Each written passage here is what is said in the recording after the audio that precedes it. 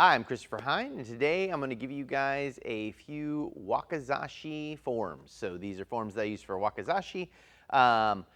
It's important to understand that Aikido's heritage is tied to traditional Jiu Jitsu and traditional weapon-based martial arts in Japan.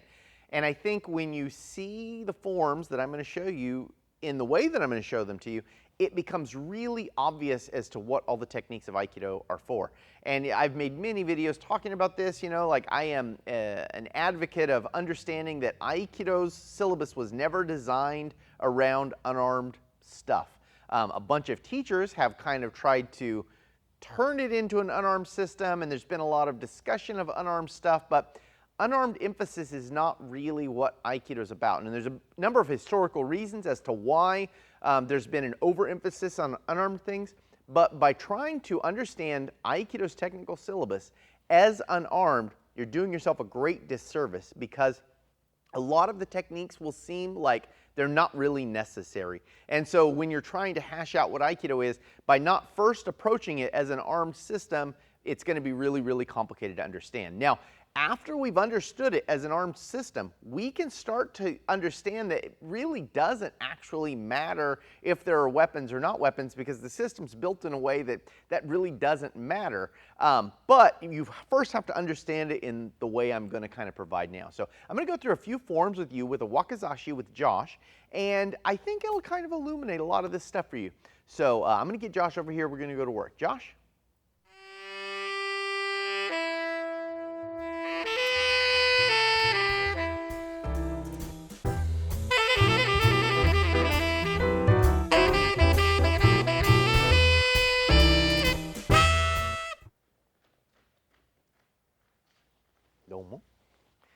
All right.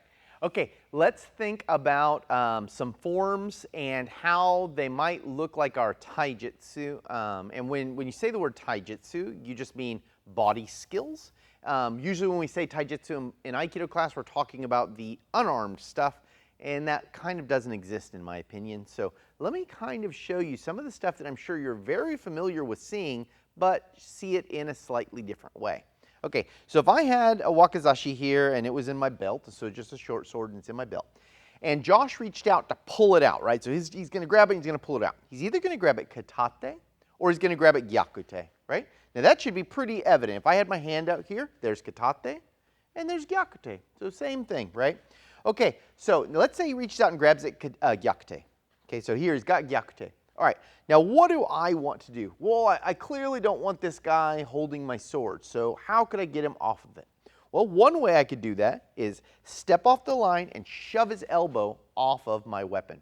Now we see ikkyo omote right there, right? So if I went from gyakute dori here and I came up, here's our ikkyo omote form, boom, there it is, right? Okay, and that of course could go to, I don't want to get into this right now because it's going to go way off camera, but that could also go all the way through. So let's say I go here and his arm doesn't come off, but I break his balance a little bit. I could break him down and I could take him all the way to the ground exactly the same way I would with a gyakute dori ikkyo omote waza form.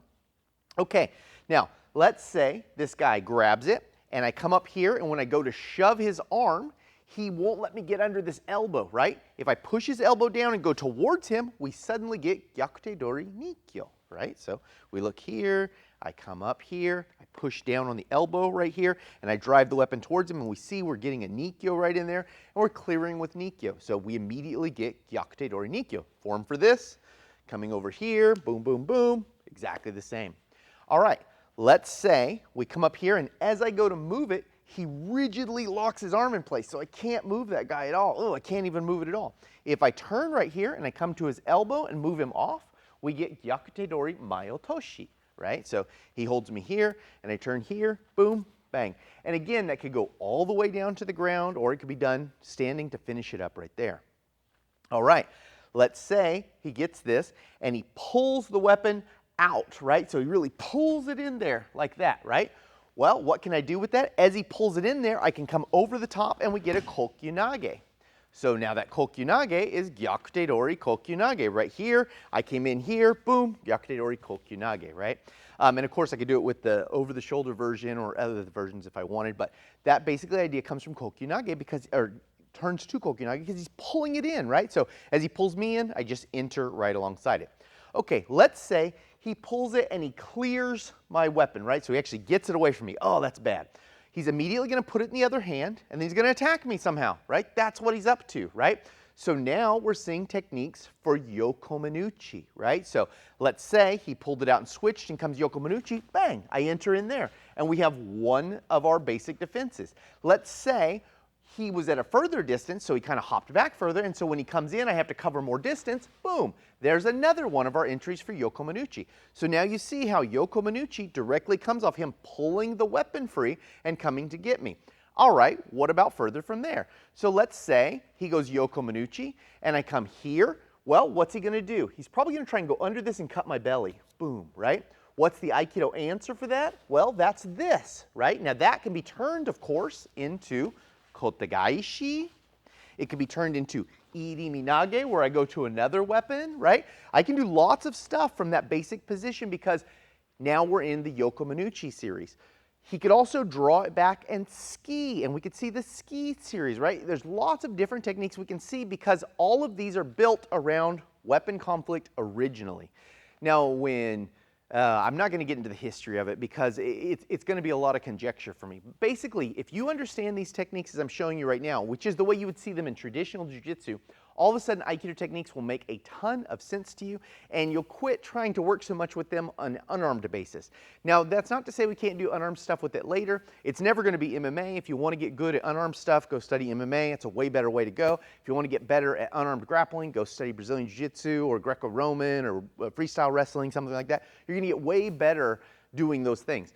But in order to understand the martial art that we know, if you start to look at the forms this way, I think they'll make a lot more sense to you. And I gave some really cursory examples right here, but you can see where they go already with the forms you have. I would recommend, if you're interested in exploring this stuff, get a wakizashi, stick it in your belt, and start seeing how many techniques come out, because a ton will come out for you. I'm Christopher Hein, this is Joshua Teehee, and behind that camera is Maya Solano McDaniel. Thank you for watching.